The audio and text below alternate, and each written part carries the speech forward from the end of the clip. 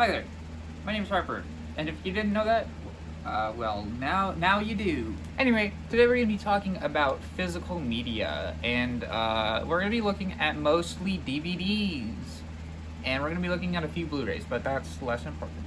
I wanted to touch on this topic because physical media has been something so close to my heart for a very long time. As well as I like showing off my collection, so I get to kind of do that today. We're also going to be looking at why so many of these new films are not making the effort to make physical buying as fun as it used to be, I would say. If you know me at all, which I'm assuming you probably don't, I don't fucking know. I collect movies, and I've been doing it seriously for about 2 or 3 years now. Here's my collection if you wanna, it's right here. So yeah, I've been collecting physical movies and other things, kind of my whole life. If you want to take a look at my collection, here it is, it's right there. But yeah, I've been doing it for legitimately 2 or 3 years now for film in particular. I used to, have a few that I just kept lying around, and that was that. But I never really, stored them nicely, cared about them. So that's all changed. So yeah, we're gonna kind of look at why so many of these movies don't do this anymore. And why it's all because money. But yeah, just to give somewhat of a background, I've always had this thing for physical media since I was really young. So when I was quite young, I don't even know how old, 6, maybe 5, I don't know. Me and my sister used to go to our library, which had a bunch of movies, as well as music and books, but those are less important, because who cares? When I was going there, I was a kid, so I always picked out, kids' movies, and kids' movies were really good about this back in the day, where they had a lot of these extra inserts, special features, that, always made a kid want to keep renting that movie, or just straight up buy it, probably buy it. But, special features and inserts are a big thing with a lot of films from, I would say, now kind of a past era. But that's what we're going to look at today. We're also going to kind of look at why that was such a big deal and why nobody does it anymore. Again, it's all because of money, but we're going to look at some good examples of what you can do if you want to put your film out physically. I'm also gonna, show some pictures at the end of other people who, are doing this type of thing, but they either aren't out yet or I don't own them because I have no money because I spend it on other movies. Yeah, we're gonna look at some kids' movies to start out with because I feel kids' movies are kind of the best at doing this, at least from my childhood era, I guess. We're gonna look. A lot of movies had some cool features. You can put quotes around the word "cool" because now they kind of seem cringe, but that's fine. So yeah, let's get to it. So as you can see here, we got a decent little stack of some kids movies. These are not all the ones I own. These are just a few, that I picked out of the collection. And we're gonna talk about some good stuff in there.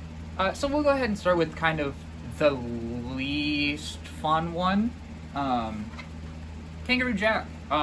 So the thing is I'm not gonna go through everything and be like, oh, this is what makes this physical version so cool. No, thank you. We're gonna just talk, a little bit about what makes just the box of it cool. Maybe some of the special features on it, whatever. So yeah, so if we take a look at Kangaroo Jack here, it's in I have one of these fuck cases, which I hate these things. But whatever.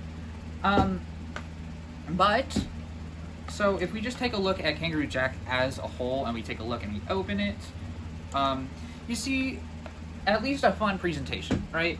I don't know how well this is in frame. So you can at least see, fun presentation, right? We open it, we get a little scene selection with, Kangaroo Jack there. I don't remember any of these fuck asses names. I'm sorry. I haven't seen Kangaroo Jack in a while. But, and we get some cool art on the disc. Another lost art form, which is so sad. But we get cool art, and we get a nice looking opening, right?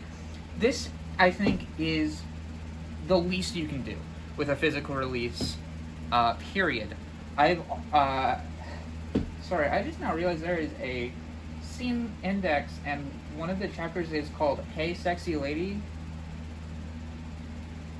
Anyway, so, like I said, nice presentation. This is literally the least I am expecting for every movie moving forward, okay?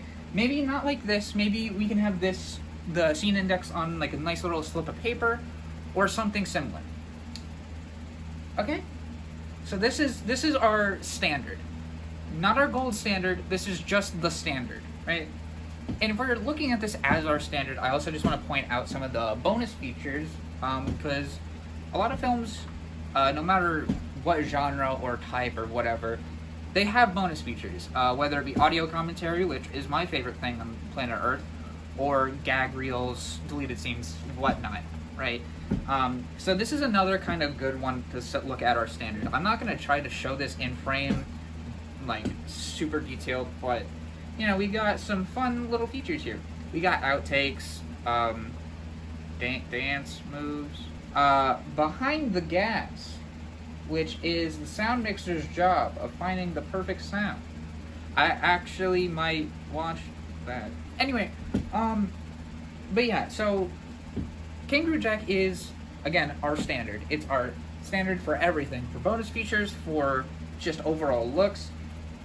Not a good movie, but a good, presentation. And that's what we're looking for. Main word of the day is presentation. Alright, so another one we can look at, just kind of as our good standards. Old Disney movies. Woo! So I don't have a lot of Disney movies because I never watched Disney as a kid, really. I never saw a lot of the Disney classics, but I have recently gotten some in my collection, so I just pulled two randomly out. So we're going to look at Sleeping Beauty. So, like I said, right, if we're comparing this to Kangaroo Jack, which is, our standard, we get a nice presentation just on the opening, the cover's always going to be fine, because it has to kind of do somewhat of a good job, and usually they just put the fucking poster in, which is fine, which is good, I'm okay with that, whatever. Now, if we take a crack at the inside, we do get another little slip, which is good, a good start. And this is a special version, so whoopsie, there's two discs, oops. Yeah. So another, so we're doing that. So since we had the fuck-ass case for Kangaroo Jack, and now we're on the standard DVD case, we can finally look at some of the actual inserts that we might get. So, doing this one-handed is going to be a little hard, so don't make fun of me. But, look at that. There's a lot of little stuff in here. Disney is obviously very rich and can do whatever the fuck they want 99.9% of the time, so having this isn't really that cool because it's Disney. But it's nice to see they actually put in work for DVDs. So like I said, there's kind of like this little thing. I don't know what it actually is. I've never fucking seen Sleeping Beauty. I've barely opened this case, but we just kind of get like a little guide. We don't get a scene selection or anything, which is, it's fine. Scene selections are kind of lame because, like, who gives a shit? If I really wanted to jump to a specific point in the movie, I'd probably just rewatch the damn movie. But anyway, so we get a nice little guide of things. We get a nice little overview telling about, like, the remastering, some info on what's on the discs. Fine stuff. Not great, not perfect, definitely Disney. So another little thing that a decent amount of films came with are like pamphlets to save on things, because I don't even know why. I think there was just a lot of brand deals kind of going around because Disney, owns everything. But like, actually, I think you can kind of maybe see in the background. There's a few things here for Winnie the Pooh, but those are VHS, so those don't count because that's not what we're talking today. But these are just kind of like catalogs. These are obviously meant for children to get children to force their parents to buy them more shit. Okay, I realized that there was a little more into that one, but it's falling apart because it was a secondhand purchase. So pretend that we look through it and we're like, wow, that's some advertising. Anyway, we're also going to take a look at Hercules. Just another one where, so I feel like the Sleeping Beauty one this is technically a different edition. It's the Platinum edition for the Sleeping Beauty, or was, whatever. So that, I mean, like, there's obviously probably going to be a few extra things, maybe, I don't fucking know, probably just the second disc, but whatever. If we take a look at, a movie that's kind of, nothing crazy. We didn't really talk about bonus features, but bonus features are more for children to just kind of keep the disc in longer. So we're not really going to talk about, we're not going to go too in-depth about special features. From now on, if there's anything cool that needs to be brought up, I'll bring it up. But anyway, back to Hercules. So if we take a crack open here, we don't get much. Again, these are secondhand purchases, so take everything with a slight grain of salt because we might have a missing insert or two somewhere down the line. Anyway, again, nothing crazy when you open it. There's some good art here. I just, when there is a movie like this, I do like it when you open it and immediately there's either a scene selection or like a little pamphlet like in Sleeping Beauty, just to kind of show what everything is. But this is fine for what it is. Another thing, advertising more Disney product, propaganda, whatever. Yeah, so if we take a look, it's literally just Disney propaganda saying join the Disney thing. If you want, you can try to type that little code in there. That's definitely not going to work anymore. Anyway, that's Hercules. Before we get to the big daddy of this one, I want to talk about some dubious purchases that you can make. I own a lot of what I'm about to talk about. It's dual releases. So this one in particular is B-Movie and Over the Hedge. Weird. I don't know. I thought this was weird, but I do this for a lot of films that either I don't care if I have the full package, because usually when you get films like this, there's not going to be a lot in there if you don't care. I don't care that I don't have a single copy of Over the Hedge or the B-Movie. I'm sorry if that offends anyone. However, these are still fun purchases today, especially if you're a new collector and you just want to own films and not, not just have a huge wall. So yeah, this is fine. Again, let's just, let's do the courtesy of just opening them. Over the Hedge is in my DVD player. There's a reason for this, actually. So I wanted to talk about this because I feel like DreamWorks, back in the day, had a lot, did this probably the best out of any company, where they had fun little interactives, like interactive DVD selections. I'm going to try to throw a few or one or something up, like here, right now. These were the shit. DreamWorks used to be like my favorite studio as a kid, purely because of these. Because if we just look at, I'll try to hopefully get a picture or video or whatever, right here, of the Over the Hedge, just the selection screen. This shit kicks ass, dude. Having the little selectables be things in like a vending machine or having it relate to the movie in some way has and will always be really fucking cool to me. I wish more films did this. Somebody said, I think there's a Buffy the Vampire Slayer thing going around on Twitter, which I'll pop up right here, and people have been, saying how it could apply to new movies. coming out, and I think that we should bring it back. I really want this. Please, this is kind of just me pleading. I really want this really bad because it's really fun, and I like it. But yeah, so now that we got all that out of the way, the big daddy I wanted to talk about for this, I guess, little segment is Ice Age. I remember this one even as a kid.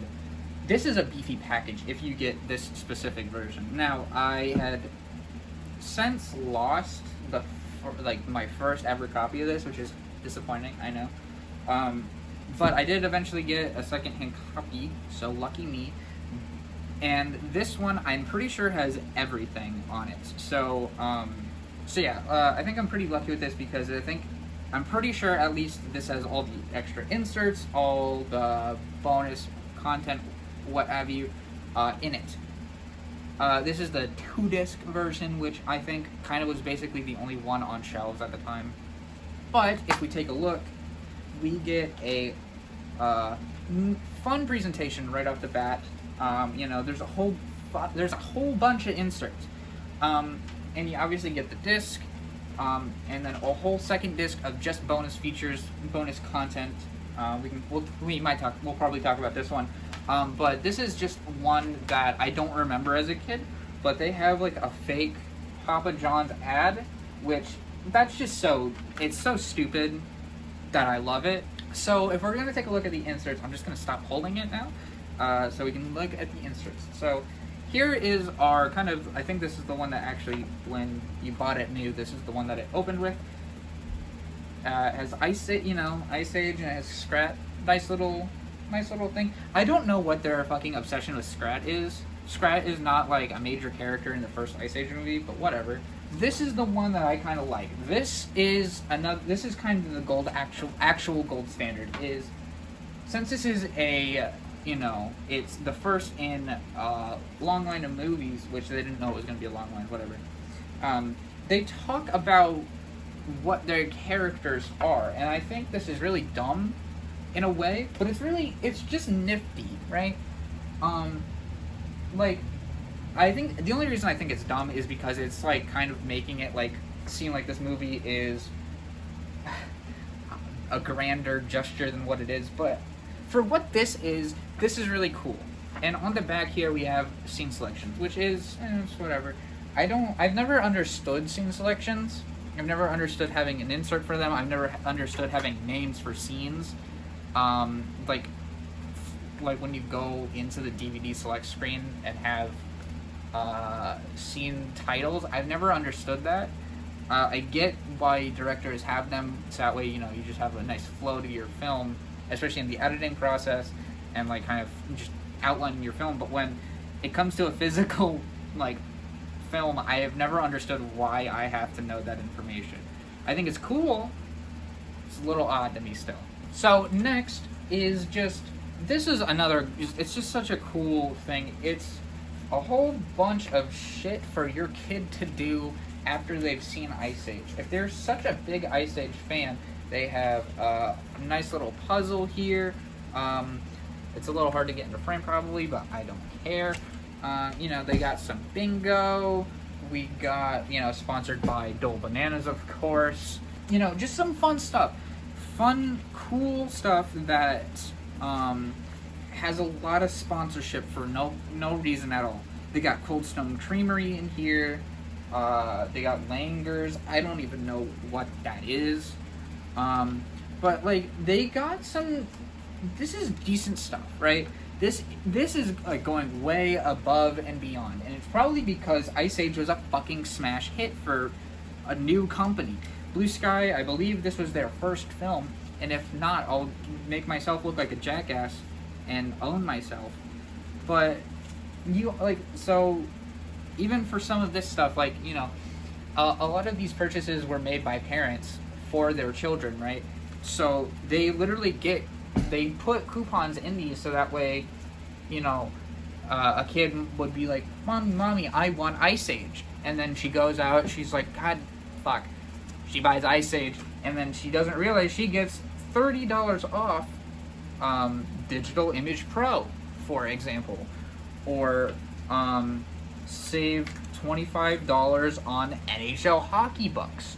You know, so it's fun incentives that don't mean anything at the end of the day, but they're fun, and it's fun to now look back on them as if they mean anything to us. And the last little insert in here is my favorite topic is other films being promoted. This is such a cool time capsule to me, and always will be. You can kind of see how excited I am about this because I haven't looked at this in a little bit. But so here we get Scrat holding a bunch of VHS tapes, which I just think is funny because this is the DVD release. I know VHSs were still like being produced, manufactured, whatnot. I just think it's funny. But you know, you get films that are now like, it's just like funny seeing Ice Age promote something like Big Mama's House on VHS or Dr. Dolittle. And you know, these came with some discounts again. So, you know, $2 off coupon video for DVDs or VHS tapes, and shit. You know, so you get, you know, some more incentive to go out and buy more films. Fun, cool incentives. As much as I just made fun of this shit is so cool. I love this Ice Age collection. You know, this is honestly probably the gold standard of what DVD collecting is. I don't think there have been many like DVDs that have came out with this much shit in it since Ice Age. And if there has, please tell me about them, you know, down there, because I'd love to know. Again, this is just kind of me showing off my shit that I have and I love, and talking about some of the cool shit in it, because I love that. Move it out to the shit. So our next topic is kind of in a little bit of a similar vein. We're going to be talking some superhero movies. So superhero films are kind of in the same genre as kid films, where a lot of them, you know, they had kind of a lot of the similar things in them. They had the scene indexes, they had some coupons, because, you know, kids were still watching these films as children, but kids were watching, you know, superhero movies because it was a lot of the time for children. And, you know, little Jimmy wants to see Iron Man, so mom buys Iron Man. So, at least in my experience, there's really no gold standard of this genre. I mean, sure, there are bigger purchases you can make, like the Spider-Verse stuff with a bunch of extra stuff in it, or this on screen that I totally know what I'm talking about. But you know, just from, like I said, my personal collection experience, I've never really experienced a superhero movie that had a lot of cool shit in it, or extras. Actually, that's a lie. For extras, the Spider-Man stuff. All the Spider-Man stuff we'll get to in a second, but all the Spider-Man extras from Raimi's Spider-Man, all top-notch. All that shit is so cool. We're going to talk about that in a second. So, to start off with, we're going to go, I mostly have Marvel movies here, because I don't own a lot of DC films, but I do own this one, Batman and Robin. So, you know, this movie sucks. So just kind of looking at a lot of it is making me chuckle. But anyway, here is a big complaint for me. I despise these discs. These discs with nothing on them and have only this little ring to tell you what the film is are lame as fuck. I'm sorry. Could you really not throw the title of the movie on the disc when printing it? Was it really that hard? This just pisses me off. I'm sorry, but I hate this shit. It's literally the tiniest text too. You can barely ever tell what it says, and you have to mostly go like this, and then you're getting your grubby little fucking fingerprints on the disc, which might ruin it. I hate that.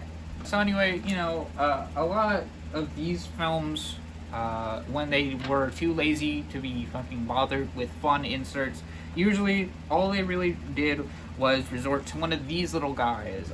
You know, a thing that you basically make your own Netflix. It's all it is a voodoo thing, which everyone knows what voodoo is now. I don't have to go in and explain what voodoo is to you people, and if you need that explained, that's not this video. I'm sorry. But, you know, it's, again, see, I like having this now because it's a fun time capsule to be like, oh, wow, they're promoting fucking Heat. They're promoting Heat, Michael Mann's Heat, inside of Batman and Robin. That's weird, right?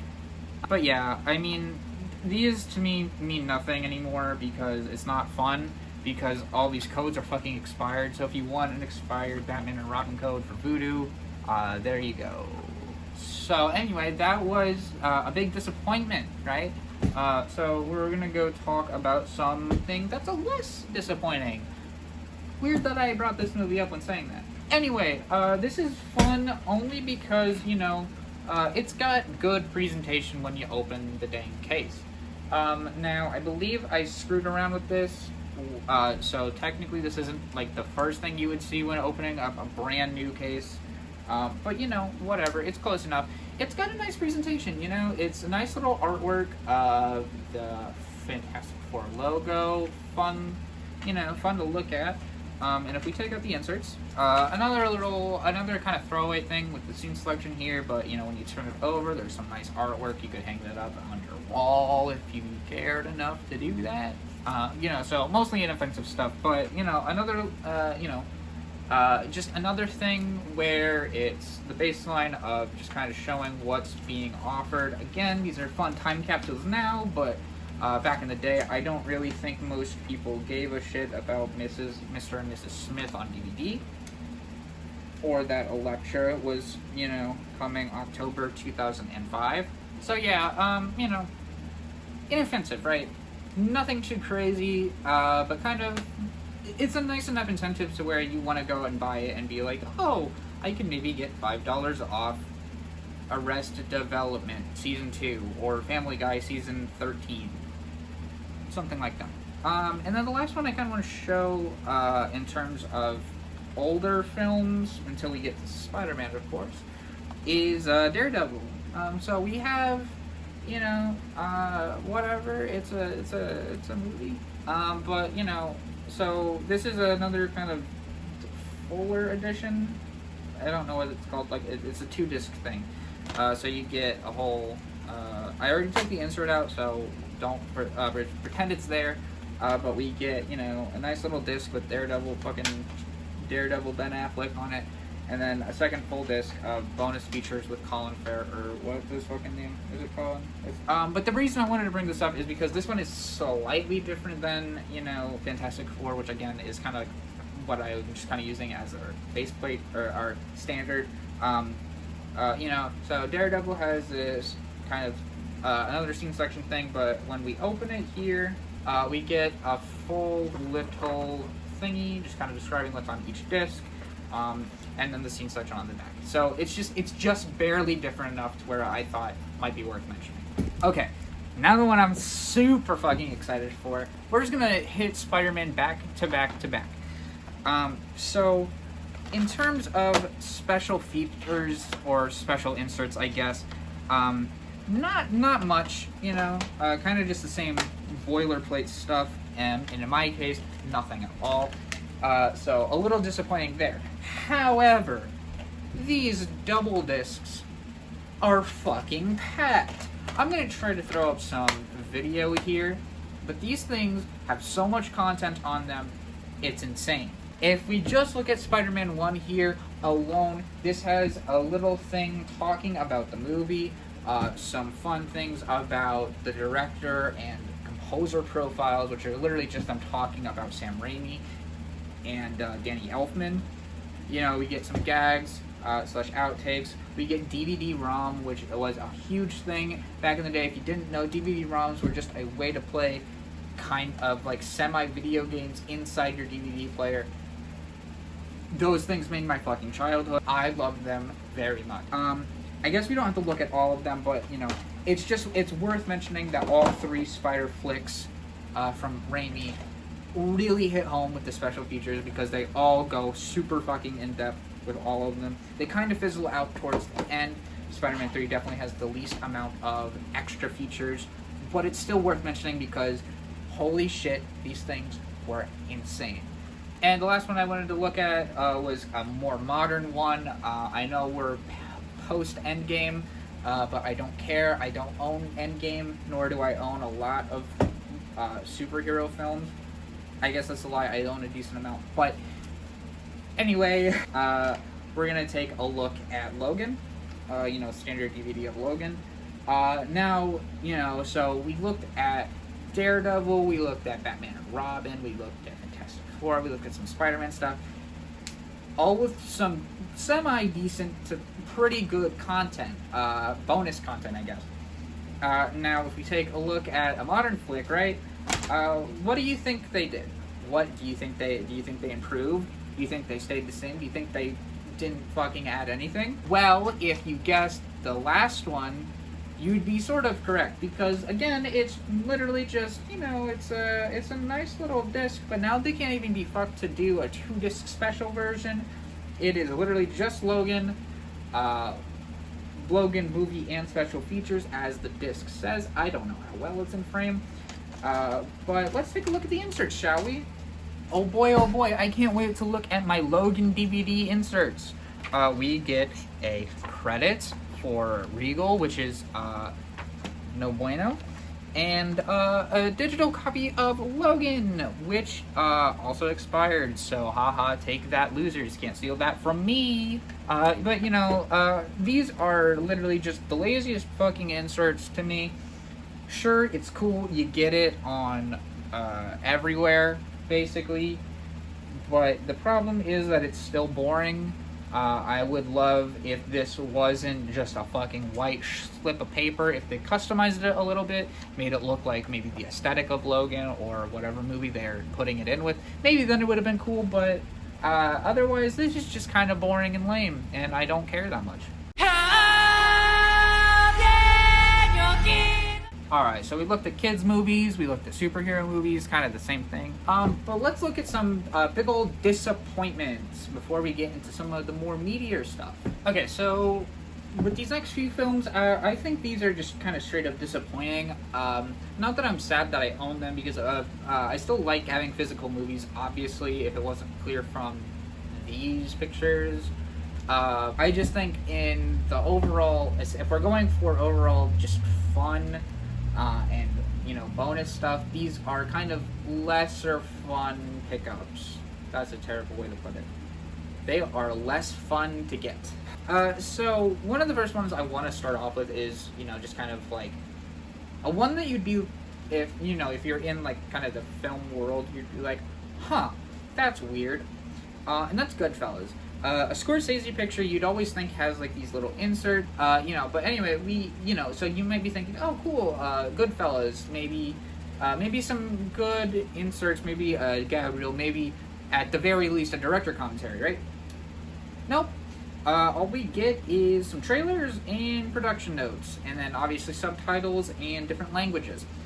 And then, even just going in, it's one of these fuck-ass discs again, where it is literally just the disc. This is lame. I don't like it. So yeah, if it was kind of, without saying that I find that very disappointing. Again, not that it's bad, because I'm happy I own Goodfellas on a physical disc, but it's a little lame in the grand scheme of things, right? Okay, so this next one is disappointing to me personally, because this is my second favorite film of all time. Also, it's on, it's provided by people who do not specialize in this, which is fine. But it's also, you would think that if they don't specialize in it, they'd also put like a little effort into it, maybe some bonus features, some whatever, some extras. No, but we're going to talk about Columbus. So Columbus, like I said, is by far my second favorite film of all time. It means a lot to me. But when I got it on disc, I was slightly saddened, because really all it is in terms of extras is kind of talking about some scenes with Haley Lou Richardson and John Cho, which is fun. That's stuff I live for. That I'm not upset about. It's what everything else is, just because it feels like there could have been more. An extra little short film, not obviously not a bad thing or anything, but it's just like in terms of bonus content, it feels like there might have been something missed here. And another thing is just when we take a look, all it is the company that produced it and then the title at top, which again is fine. I'm not upset, more so just a little disappointed, very slightly, but a little bit. Another one is Call Me by Your Name, a Luca film. I still don't know how to technically pronounce his last name, so I'm just not going to try right now. So, again, special features are cool. Just nothing maybe crazy. Let's see.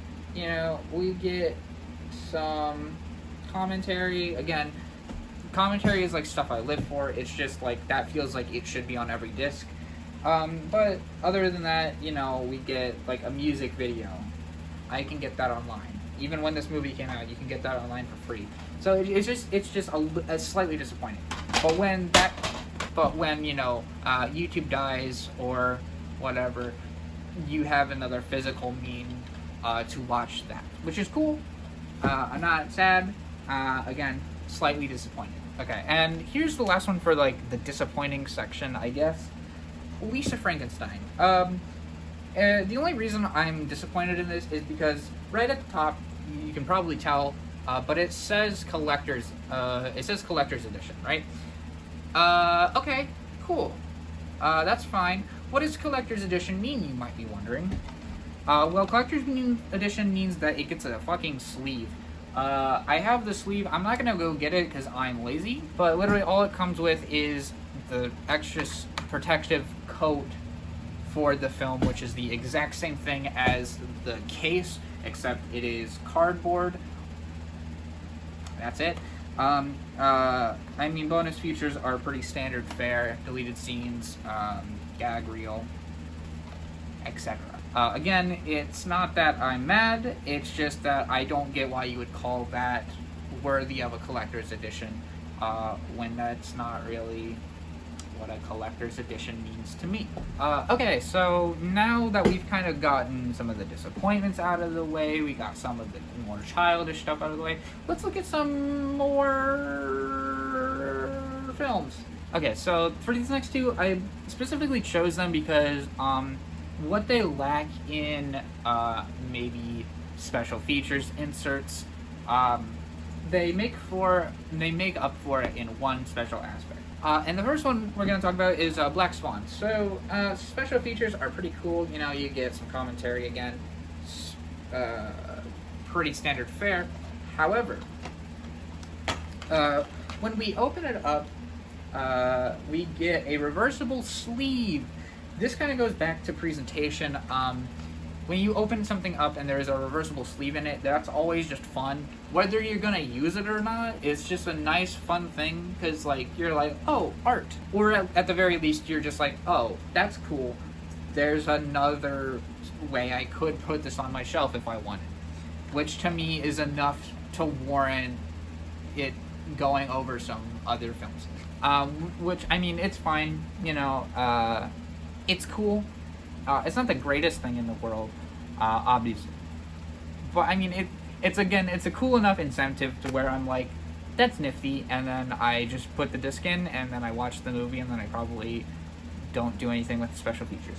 And then the next film for this, just because this is kind of, I realized I didn't have that many films that did this, but also it works as a good segue to our next section. Anyway, Princess Mononoke. So, Ghibli films are kind of a special breed. We're gonna talk a little bit about this. But for a lot of Ghibli DVDs, or Ghibli, I don't know, sorry, I still pronounce it wrong every time. And every time I say it one way, everyone says it's the other way. So, sorry, I'm gonna say Ghibli. Anyway, for Ghibli films, there was a big market for these. These were like everywhere at Walmarts. You used to be able to go into a Walmart, pick up a fairly good copy of a DVD, Blu-ray, or that's it, of all Ghibli films. Now it's like 4 of them. You used to do it with pretty much, you'd be able to do it with every single Ghibli film, at least from what I remember. And I unfortunately, saw these when I was just starting out, so all the rarer Ghibli films I don't own right now. I'm pretty close to a full set, but anywho. So yeah, this goes back into just, the reversible sleeve. So let's open this up. It has a nice looking disc, which is really nice. I mean, that's always good because Ghibli just has nice art, which is great. But a reversible sleeve of the Irontown, which is cool. Now, for me personally, I will never use the reversible sleeve because okay, I just lost a bunch of footage. Cool. All I was saying with Princess Mononoke in particular is that I would never use the reversible sleeve just because I like having my films, semi-uniform way. And usually when they do that, you can't even see the film name on the spine, so what's the point? Anyway, try to make these quicker, so that way I have enough time to make the video. I used Princess Mononoke in the last segment just so that way we can kind of cruise along to the Ghibli Blu-rays. So, for specifically Whisper of the Heart, we open on the Blu-ray side, which is nice, and it has the DVD under it. Now, you might be wondering why you would ever just buy the DVD for a Ghibli film if the Blu-ray comes with a Blu-ray and a DVD. So we take a look at this, we get obviously nice artwork of just the poster, of the main poster for the film. But we also just get some nice artwork. Yeah, along with some critic talkings. That's about it. Just kind of critics talking about the film. And in other Ghibli films, it's usually Miyazaki himself talking about the film, talking about his creation and whatnot. In this one, actually, they even do that. Yeah. I think the last one here is just him talking about the creation of the film, what kind of inspired him to do so. Cool. Okay, if the camera's weird, I had to cut again. Anywho, so the next one I wanted to talk about, and kind of the last one for our little Ghibli excursion here, was Kiki's Delivery Service, and that's only because instead of besides just doing the insert, I should say, we also got a second insert, so awesome. And the second insert being just a nice little pamphlet of Ghibli and the films they have on Blu-ray. Isn't that cool? It's just nice, you can use it as a checklist. I would never do that. I just think this is nice to look at. And then they also have a little promo for art books and picture books on the back, which is cool because, again, Ghibli's known for having this awesome art style. Obviously promote it. Awesome. Alright, and the last one for this little Blu-ray excursion I wanted to talk about was Frozen Planet. So, one day I was walking at Big Lots. Which, if you don't know Big Lots, it's this store, and it's in the Midwest, and nobody goes there anymore. But I saw Frozen Planet along with another copy of Planet Earth, because I already owned one at the time. And it came with something else. So besides, having inserts or anything, I mean, this is a huge-ass documentary, so, having inserts would be kind of crazy. It's a nice 3-disc long documentary with Planet Earth, which also has a 6-disc documentary. It came with something else. It came with a whole fucking bag. So, I've always adored this little purchase. The whole reason I wanted to own this, not only to get to Frozen Earth again, but was to get this bag purely because I think this is so cool. I got made fun of this one time. The only time I've ever used it, I got made fun of. But I don't care, because this is a cool bag, and I like it. I use it as a camera bag. Awesome. This thing is cool, and it promotes, helping the environment by not using plastic anymore. Cool, I like this a lot. I think it's a nifty little purchase. I just wish it was bigger, just so I had more reason to use it. because it's a little small. But you know, for what it is, that's fucking awesome. Having a bag with 2 whole documentaries is really cool, and nobody can really deny that, I think. Alright, now we're getting into some juicy stuff. So the next few are films I just am a great fan of. 2 of my favorite movies of all time. One is kind of different, and then one is, well, I guess I'll just show you, but I'm a cheerleader. So this is a special edition that came out because it was already released when it came out initially in 2001 or so. I think maybe 2002 was when it got its official DVD and VHS copy or whatever. But this is the director's cut. All it is a few extra scenes added in, really cleaned up visuals, you know, because it's like a movie from 1999, 2000, 2001. And they just cleaned the hell out of these visuals so this movie looks pristine and fucking gorgeous. This is one of the coolest remasters I've ever seen in my life. Everything in this movie is so bright and colorful, it's kind of sickening, but it's awesome to look at. So the only problem with it is that there's no inserts or anything, and it's kind of got a little bit of a lame disc, but it makes up for what it has in not only the remaster, but the bonus features. It comes with extra bonus features than the original did. You know, you get a reunion of all the cast members just kind of talking about the film, which is so fucking awesome. If you ever do, like, if you ever make a film and it gets remastered, please do something like that, because that is so cool. Just, you know, having just watched the movie, it boots you back to the DVD screen, and you're like, wow, I wish I could see more. And there's just, you know, the whole cast, but they're so much older and more experienced now, and like talking about how this film like influenced their career path, like what it led them to do later on in life. That's cool, and I love it. You know, and that's not even all it is. There's a making of, you know, it's talking about some, like with the composer of the film, which is something that's really close to my heart, because of course, if you didn't know, that's my major. I'm in college, and I majored in music, but I like movies too much. But yeah, so I mean, that's cool. This is one of the coolest little special bonus features I've ever had. I think it's really cool. And if you like this movie and you don't have the director's cut, and you can, I would highly recommend this little pickup. It's really cool, and like I said, the visuals are so clean, it's disgusting. So we looked at my second favorite film, and now we're going to my third, which just makes me feel special today. But the next one is we're all going to the World's Fair. This film means a lot to me for a lot of different reasons, but it is one of the most visually unique films I think you can ever watch. But here's the thing. Not only does it have good special features as well as a fun startup menu when you boot up the disc, it also has nice disc looking disc A. B, the coolest reversible art with an extra spine, so if you did really want to change out the cover, you could, plus an insert that is so fucking huge. Look at all this content. Look at that. It's like a tiny little book, but there's so much. And it's all it is just, you know, people talking about the film. I believe James Schoenbrunn, the director of the film, talks about some stuff in here. You know, and at the end it just kind of gives like credits, which is awesome.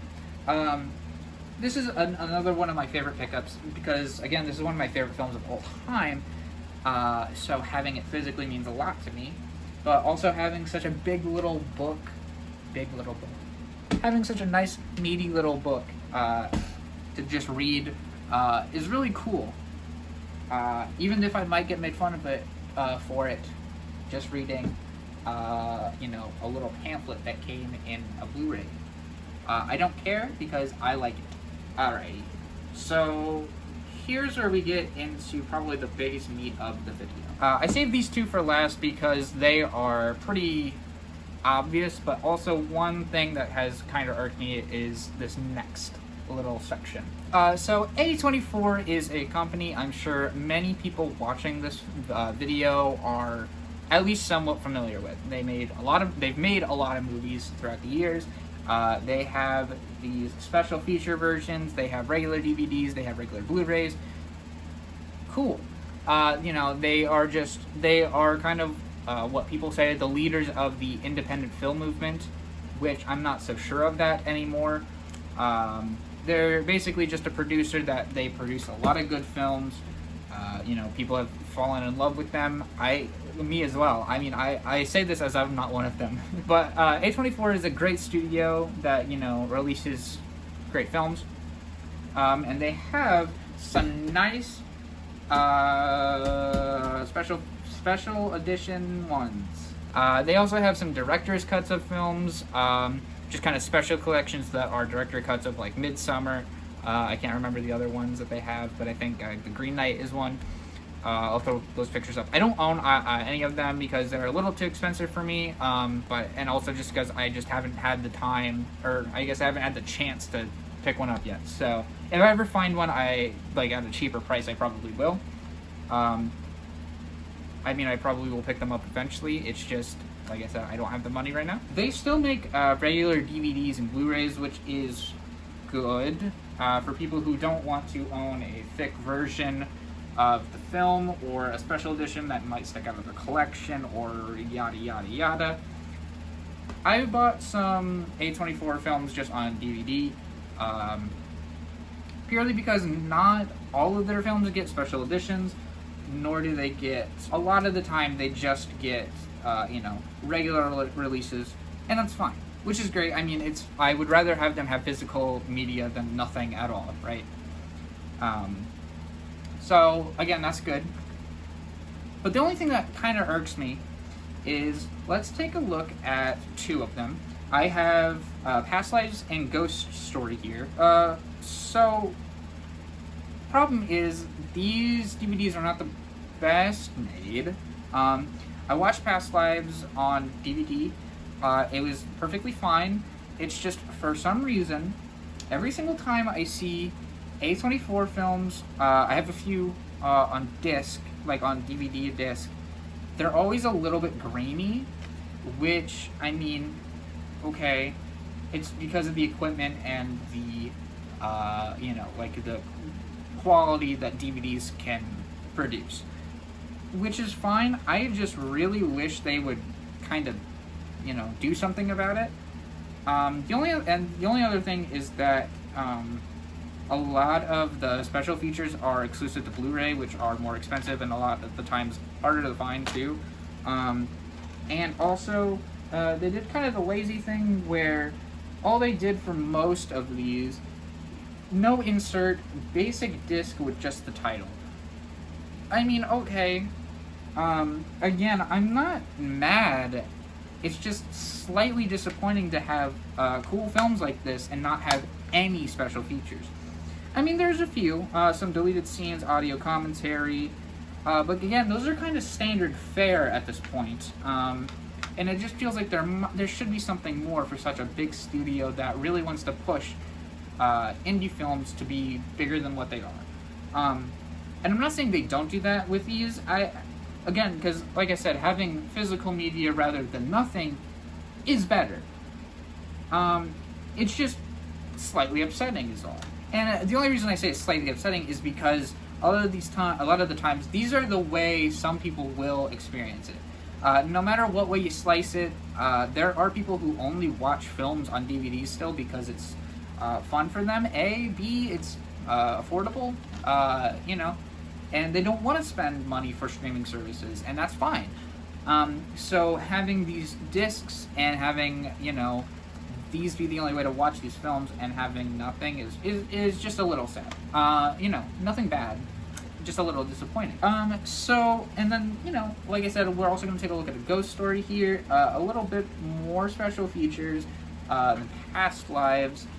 But again, no inserts, just another basic disc of it saying a Ghost Story. These are just kind of standard fare discs, which is fine. Again, but just nothing crazy overall compared to what we're going to get into. So I have a few here which we can look at, and I want to take a look at a few here. So, we're gonna look at kind of the laziest one. Unfortunately, what is the laziest one out of the bunch? We have these special editions of a few of these films. After Sun being the first one we're gonna take a look at here. Now, the inserts, unfortunately, kind of got fucked on my way back from school. So I don't have the inserts anymore, but I'll throw pictures of them up. They're just postcards for After Sun's case. Which is cool. Behind the scenes pictures, just the cast having a good time. Literally just Paul Mescal and Frankie. Which, again, that's cool. But the problem is that they're postcards, so it's weird to hang them up. You know, it's just it's a little strange hanging postcards up to me. I'd rather just have blank pieces of art, which is another thing we'll get into.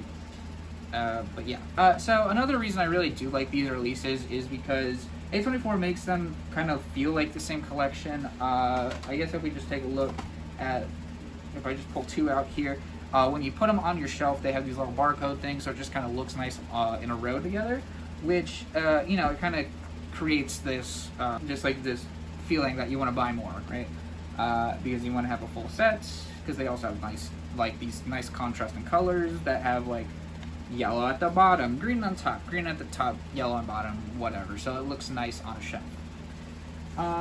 And they also have these nice cardboard sleeves that they come in. So this is the one for After Sun, obviously.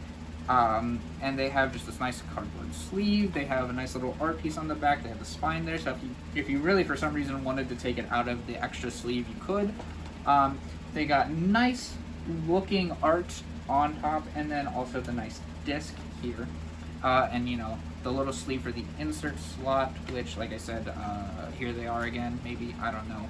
But yeah. So again, those are unfortunately fucked from my trip back. So oops, but cool, right? These are cool stuff. After Sun also showing up kind of has the same thing where the inserts are just little prints from the film. I'll post those like here as well. Cool, right? Again, nice stuff there because you can hang those up. They're collectible, so you just have them in your collection, and you're just like, you kind of look through them and you're like, cool. But that's really it. So okay, if we take a look at something with a little more meat on its bones, Lamb. Lamb, for some reason, and I only say for some reason because I feel like this movie did not do that great, like, numbers-wise. I don't even feel like a lot of people know that this movie exists anymore. But still, we're going to take a look at Lamb. You know, we got the nice cardboard sleeve here of the lamb's eye. We got the same type of artwork design with a nice-looking disc. And, you know, this one's a little lazy and they didn't have, like, a nice little back cover here. But we get this whole storyboard book. So we get a nice little opening. And a lot of these are just from the film. You get some nice drawings here. So spoilers for Lamb, I guess, but you know, we get some of the baby lamb pictures. We get storyboard concepts, scene depictions, and things like that. You know, this is really what's cool. Because even after seeing the movie, you know, you might want to look at the production of the film or some behind the scenes stuff, and if you don't have internet access or your DVD player's fucked and you can't look it up or whatever, you get this nice little book, or you could throw it out on like a coffee table and it's like a coffee table book and you just have some nice art that everyone can look through, and I think that's awesome. This is genuinely one of my favorite little inserts. I just wish it was with a different movie, because I'm not saying this is a bad film at all, but like having a storyboard of just this little lamb fella is funny, but it's not like a film I would want to come back to over and over and over and over and over again. So that's really my only quarrel with it. Now, the next one is one I feel like a lot more people would get a lot more bang for their buck for, and that's Marcel the Shell. Reason being, because this kind of goes back to the exact same thing with Lamb, where when you get it and you pull out the insert here, so when you pull out the insert here, this one's a lot thicker and kind of more higher quality. than Lamb, I feel. But you know, you get some stuff that, like, since this was a thing before, you know, you really get to tell like how much love went into this. You know, we get some storyboards here, and since Marcel is kind of like a way different film, with, you know, a lot of stop motion, you get to kind of tell like how they did it. You know, they kind of go into detail. They go into some cool little designs for a lot of the little fellas.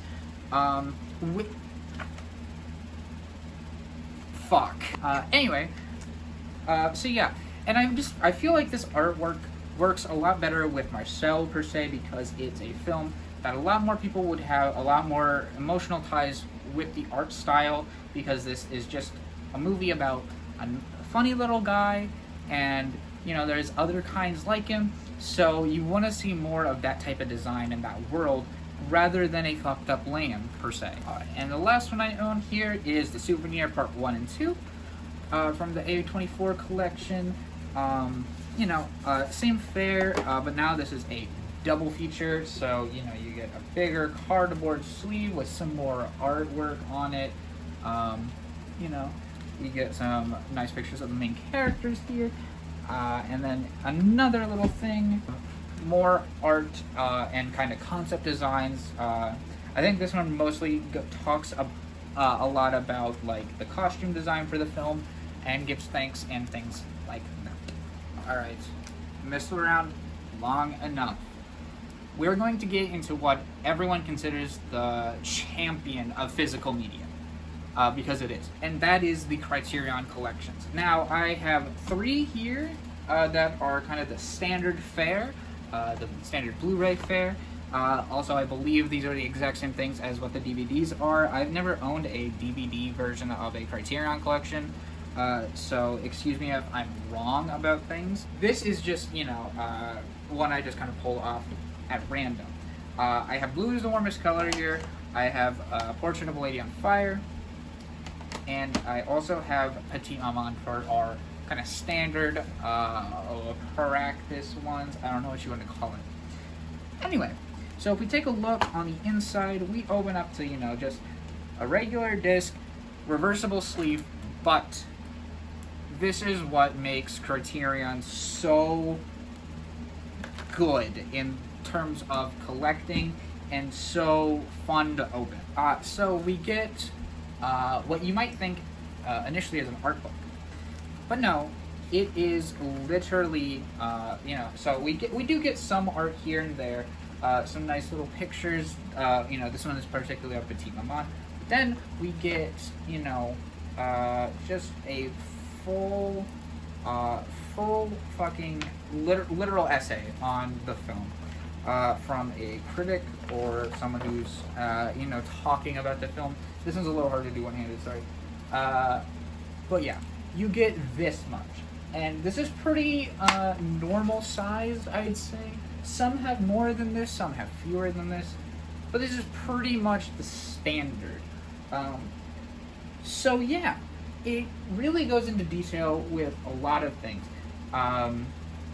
You know, so this one is particularly about, you know, losing your innocence and talking, you know, as a smaller person to a grown-up type of deal. That's like kind of the main idea of the film, right?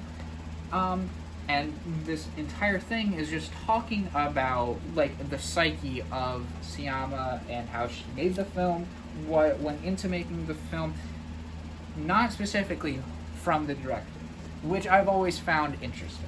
You know, and if you take a look at the other side, there's usually just some nice, some stills from the film.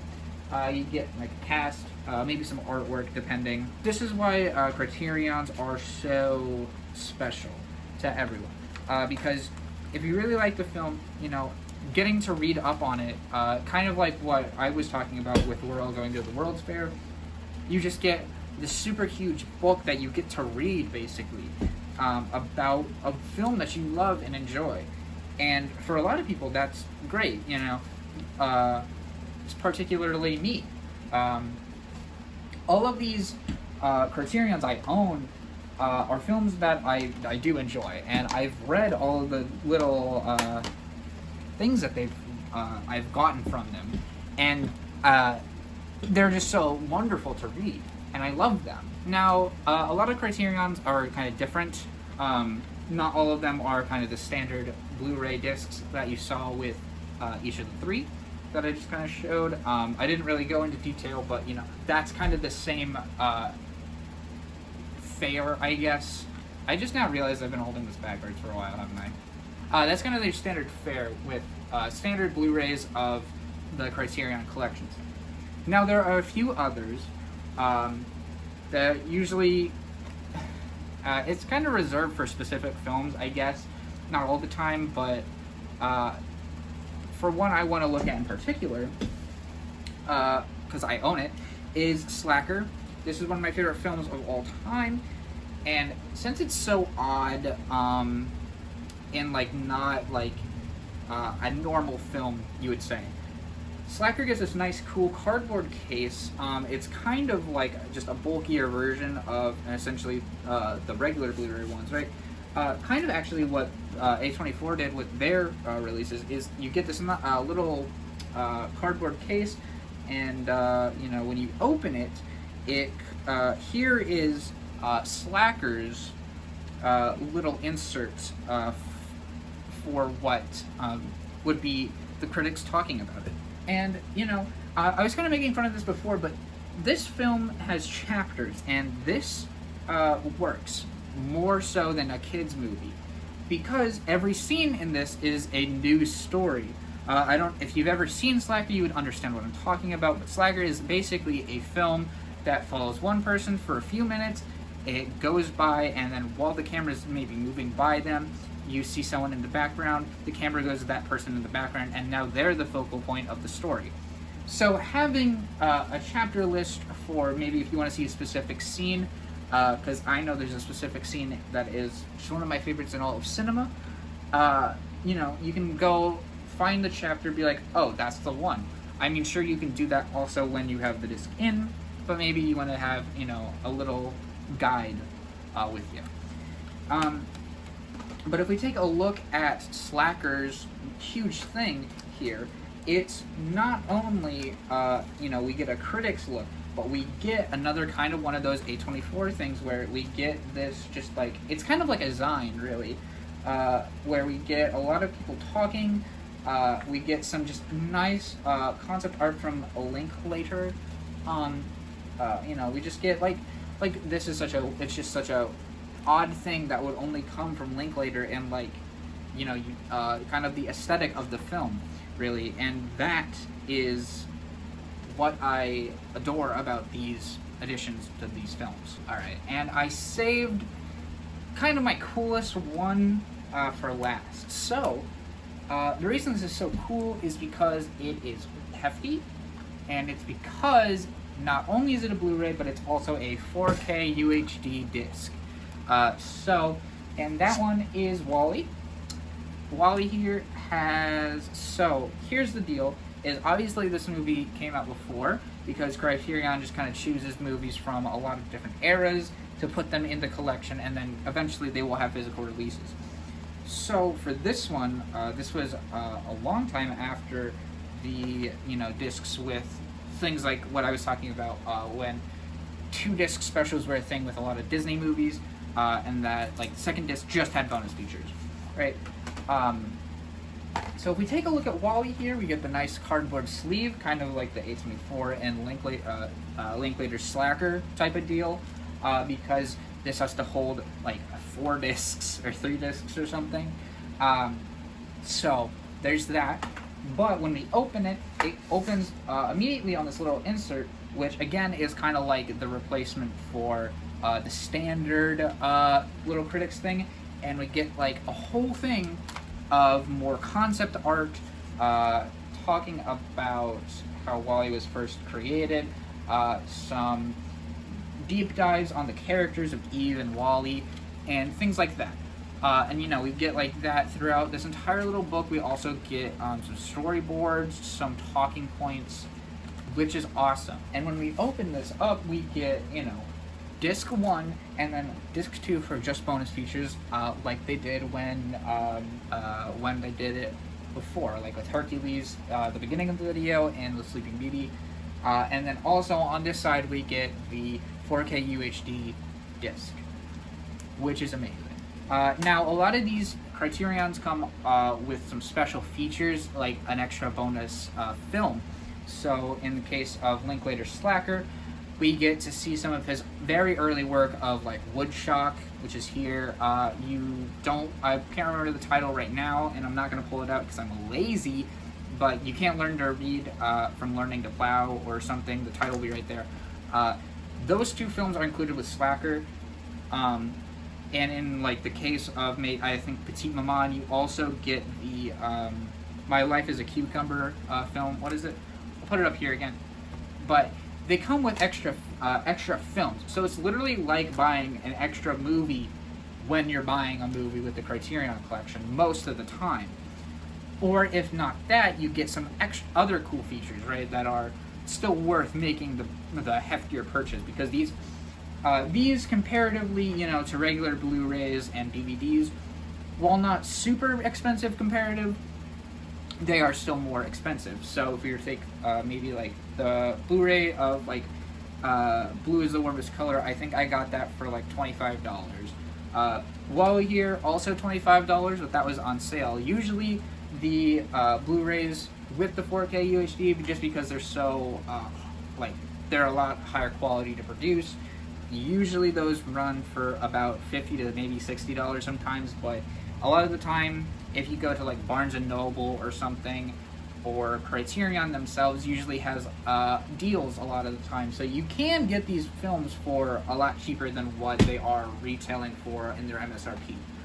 So that's good. But yeah, so that's just, kind of a look at some physical media that I really enjoy.